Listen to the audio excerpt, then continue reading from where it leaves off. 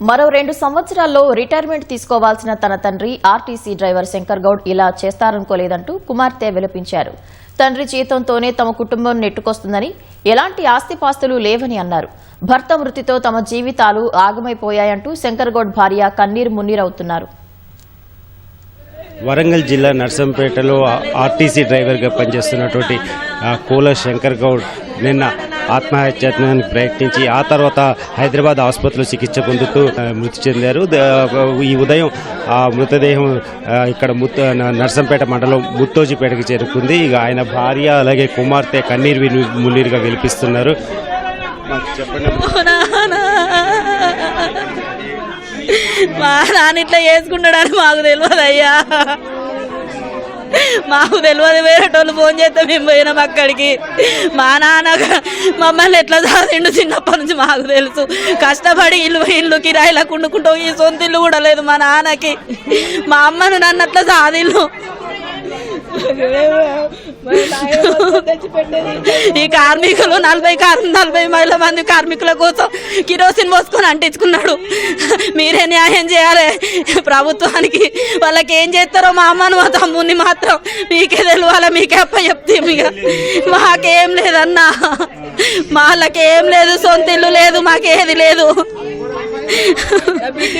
వచ్చిన సొంత ఇల్లు లేక నా బిడ్డ ఇంటికి వేసుకొచ్చినావు. ఆయనను జాగలేదు, ఇల్లు లేదు, ఏం లేదు. కొన్ని ఏళ్ళు కలిసి కిరాయింటూ ఉన్నాడు సార్. ఇట్లా డ్యూటీ ఏందో ఆయన ఏందో ఆయన కథ ఏందో చేసుకునేది.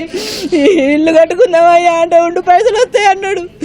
ఇల్లు లేదు, ఏం లేదు. ఇల్లు లేక నా బిడ్డ ఇంటికి వచ్చి పడుకున్నాడు. 2 సంవత్సరాలు అయితే రిటైర్మెంట్ అవుతాడు. 2 సంవత్సరాలు అయితే రిటైర్మెంట్ అవుతాడు మా నాన్న.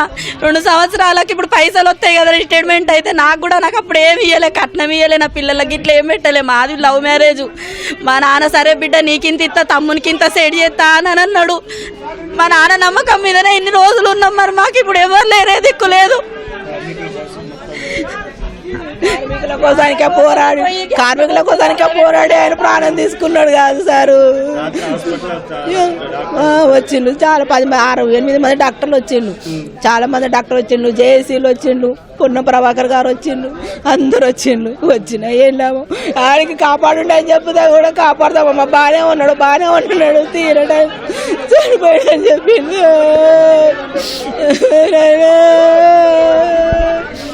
ఉద్యోగం కూడా ఇప్పుడు పాత కానాపురంలో ఉండేది వీళ్ళకి సొంతం.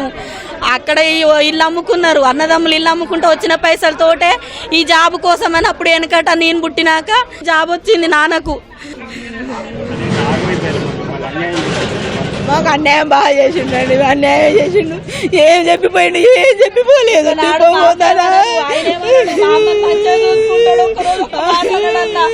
ఇల్లు దాటి బయటికి పంపించాడు. మమ్మల్ని ఎందుకు ఇట్లా అన్యాయం చేసిపోయిండు. ధన్యవాదాలండి. తమల్ని అన్యాయం చేశారని ఆగం చేసి వెళ్ళిపోయాడని చెప్పేసి ఆయన భార్య కోలశంకర్ గౌడ్ భార్య అలాగే కుమార్తె ఆవేదన వ్యక్తం చేస్తున్నారు. ఇక మొత్తం ఉమ్మడి వరంగల్ జిల్లా వ్యాప్తంగా జేఏసీ నేతలంతా ఇక్కడికి వచ్చి ఆయనకి నివాళులు అర్పించారు. అలాగే మరి కాసేపట్లో కూడా పెద్ద సంఖ్యలో ఉమ్మడి వరంగల్ జిల్లా వ్యాప్తంగా ఉన్నటువంటి జేఏసీ నేతలంతా కూడా ఇక్కడికి వస్తున్నారు. అలాగే మధ్యాహ్నం సమయంలో ఆయన అంత్యక్రియలు జరుగుతాయి. కెమెరామెన్ ఇస్మాయిల్తో రవిచంద్ర, ఈటీవీ న్యూస్, నర్సంపేట మండలం ముత్తోజిపేట.